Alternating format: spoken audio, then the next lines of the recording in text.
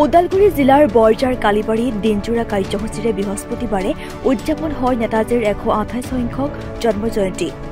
জন্মজয়ন্তীৰ লগত সংগতি ৰাখি উন্মোচন কৰে নেতাজীৰ প্ৰতিমূৰ্তি। ৰাতিপুৱা ৰাষ্ট্ৰীয় পতাকা উত্তোলন কৰি দীঘলীয়া শোভাযাত্ৰা উলিওৱা হয় দিনটোৰ কাৰ্যসূচী। প্ৰথমতে উপস্থিত থকা বিভিন্নজনক এখনি ফুলাম গামোচাৰে জনোৱা হয় সম্বৰ্ধনা। বিভিন্ন ধৰণৰ দেশপ্ৰেমমূলক নৃত্য গীতেৰে লগতে নেতাজী সুভাষ চন্দ্ৰ বসুৰ জীৱনৰ কৰ্মৰাজিৰ ওপৰত বিশদভাৱে আলোচনাৰে সমাপ্ত হয় দিনটোৰ কাৰ্যসূচী।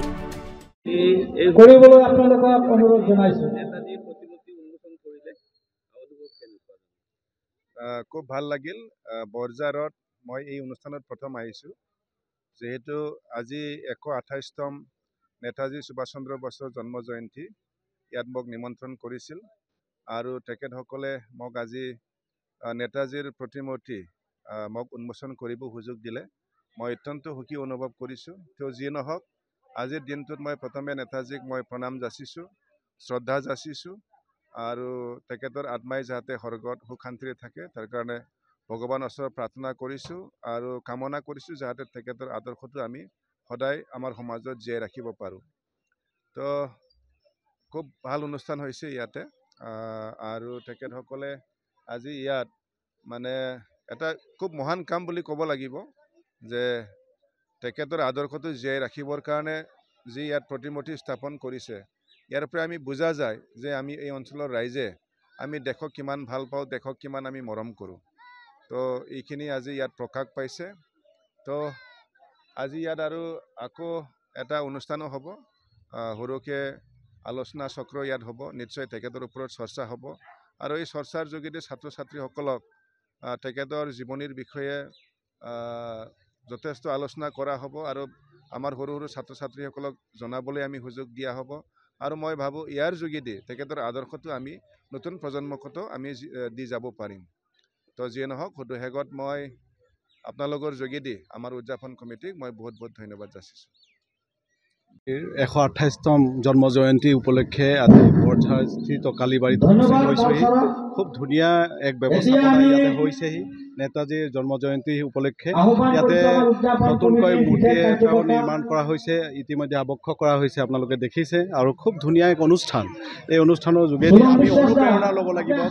যে কি ধৰণে তেখেতে স্বাধীনতা সংগ্ৰামৰ বাবে নিজৰ জীৱন আহুতি দিয়াৰ লগতে তেখেতে কি ধৰণে দেশৰ বাহিৰতো গৈ কি ধৰণে ভাৰতৰ প্ৰতি মানে সমৰ্থন গোটাবৰ বাবে বা ভাৰতৰ স্বাধীন কৰাবৰ বাবে যি ধৰণে তেওঁ জংগী আন্দোলন গঢ়ি তুলিছিলে, এয়া অভাৱনীয় আৰু আমি সেয়া অনুকৰণ কৰিব লাগিব। আমি ভাবোঁ যে তেখেতৰ যি ধৰণৰ কূটনৈতিক চিন্তাধাৰা, ডিপ্ল'মেটিক চিন্তাধাৰা, এই চিন্তাধাৰা বহু উচ্চ খাপৰ চিন্তাধাৰা আছিলে আৰু সেই সময়ত দ্বিতীয় বিশ্বযুদ্ধ চলি থকা অৱস্থাত তেখেতে যি ধৰণে এক নতুন চিন্তাধাৰা সৃষ্টি কৰি ভাৰতক কি ধৰণে স্বাধীন কৰাব পাৰি তাৰ বাবে তেওঁ যি ধৰণে চেষ্টা কৰিছিলে, সেয়া মই ভাবোঁ যে সেই সময়ৰ সমসাময়িক লিডাৰবিলাকৰ বহু লিডাৰৰ মাজত নাছিলে। সেই সময়তে তেখেতে হিটলাৰৰ লগত আলোচনা কৰি ডিপ্ল'মেটিক চিন্তাধাৰা কৰিছিল। সেই সময়ত জাপানৰ প্ৰধানমন্ত্ৰী ট'জোৰ লগত তেখেতে কি ধৰণে ভাৰতক স্বাধীনতা কৰাব পাৰি তাৰ বাবে আজাদ হিন্দ ফৌজ গঠন কৰিছিলে। আৰু সেইবাবে আমি ভাবোঁ তেওঁৰ দৰে এজন চোকা ব্যক্তি যিজনে ICS ইণ্ডিয়ান চিভিল ছাৰ্ভিচত 4th ৰেংক পাইছিলে আৰু আপোনাৰ মেট্ৰিকতো তেখেতে মানে 2nd ৰেংক পাইছিলে ষ্টেটৰ ভিতৰত। গতিকে এইজন ব্যক্তি পঢ়া শুনাৰ ফালৰ পৰাও আগবঢ়া আছিলে, চিন্তা চৰ্চাৰ ফালৰ পৰাও আগবঢ়া আছিলে, সকলো জাতি ধৰ্মক একত্ৰ কৰি আগুৱাই লৈ যোৱাৰ যি চিন্তাধাৰা আছিলে আৰু তেওঁ নৰম চৰম দুয়োটা পন্থাৰ মানে চিন্তাৰে আগুৱাই লৈ গৈ ভাৰতক স্বাধীন কৰাৰ বাবে তেখেতে সদায় যি প্ৰয়াস কৰিছিলে, সেই প্ৰয়াসটোক সদায় আমি কিন্তু তেওঁক সন্মান জনাব লাগিব আৰু তেওঁৰ পৰা সদায় আমি অনুপ্ৰেৰণা ল'ব লাগিব। তেখেতৰ মৃত্যুৰ বিষয়ে বিভিন্ন বিবাদ আছে, কিন্তু তেখেতে যি ধৰণে জীয়াই থকা কালখিনি যি ধৰণে কাম কৰি গ'ল সেইখিনি কিন্তু মানে অতুল্য বুলি ক'ব লাগিব, অভাৱনীয় ক'ব লাগিব আৰু অনুপ্ৰেৰণাৰ স্ৰোত বুলি ক'ব লাগিব। গতিকে আমি এতিয়া সকলো উঠি অহা নৱপ্ৰজন্মক আহ্বান কৰিব বিচাৰোঁ যে নেতাজী যি ধৰণে দেশৰ প্ৰতি তেওঁ সমৰ্পিত আছিলে আমি সকলোৱে আমাৰ নিজৰ দেশৰ প্ৰতি আমি সমৰ্পিত হ'ব লাগে দেশপ্ৰেমক আমি অগ্ৰাধিকাৰ দিব লাগে এই ভাৰত মাতৃক আৰু বেছি আগুৱাই লৈ যোৱাৰ বাবে তেওঁ যি অনুপ্ৰেৰণা যোগাই গ'ল সেই অনুপ্ৰেৰণাৰ যোগেদি আমি ভাৰত মাতৃক আগুৱাই লৈ যোৱাৰ বাবে আমি চেষ্টা কৰিব লাগে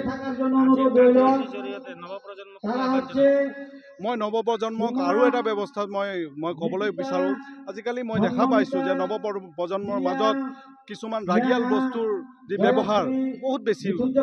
বাঢ়ি গৈছে যেনেকুৱা গুটকা খোৱা বহুতে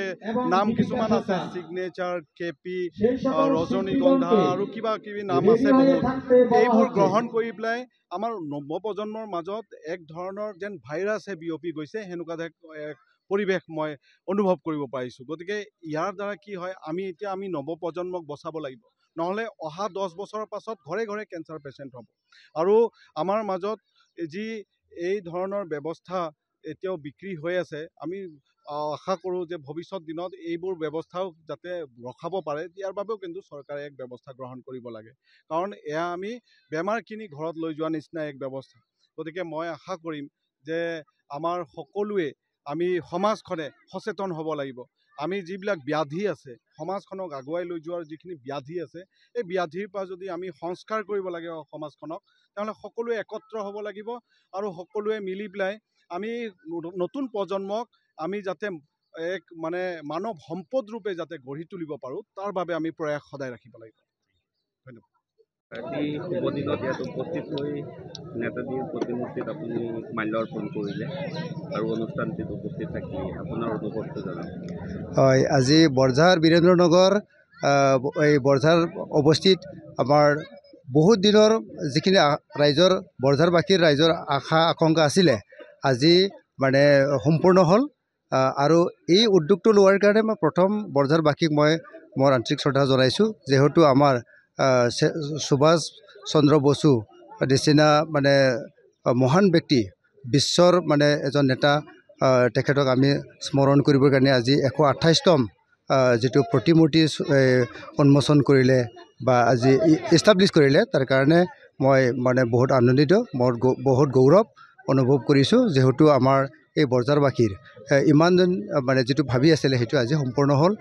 আৰু তেখেতৰ নিচিনা আমাৰ এই বৰঝাৰ অঞ্চলত আমাৰ বৃহত্তৰ ওদালগুৰি অঞ্চলত যাতে নেতাজী সুভাষ বসুৰ নিচিনা নেতৃত্বত আমি যদি কাম কৰিব পাৰে তাকে মই ৰাইজৰ ওচৰত অনুৰোধ কৰিম আৰু যাতে তেখেতৰ নিচিনা নেতৃত্বত আমি যাতে কাম কৰি যাব পাৰে মই তাকে আকাংক্ষা কৰিছোঁ বহুদিনীয়া অভাৱ এটা পূৰণ হৈছে বহুদিনৰ আশা এটা আছিলে যে বৰঝাৰ নিচিনা ঠাইত এটা প্ৰতিমূৰ্তি হ'ব আজি হৈছে এই ৰাইজক কি তাকে কৈছোঁ মই ৰাইজক আজি বহুত আনন্দিত তেওঁলোকে যিটো কষ্ট কৰি যিটো আকাংক্ষা আছিলে সেইটো সম্পূৰ্ণ মনোভাৱ বলেৰে কাম কৰিব পাৰিছে আৰু উদ্যোক্তাসকলৰ মই যিটো দেখিলোঁ যিখিনি প্ৰতিচ্ছবি নিৰ্মাণৰ কাৰণে যিটো উদ্যোক্তা ল'লে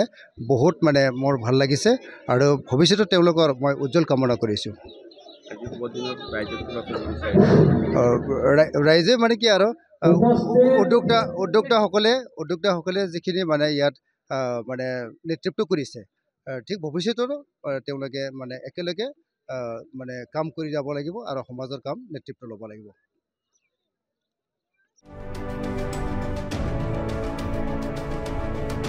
দলগাঁৱৰ পৰা সঞ্জয় লাহাৰ প্ৰতিবেদন DB নিউজ।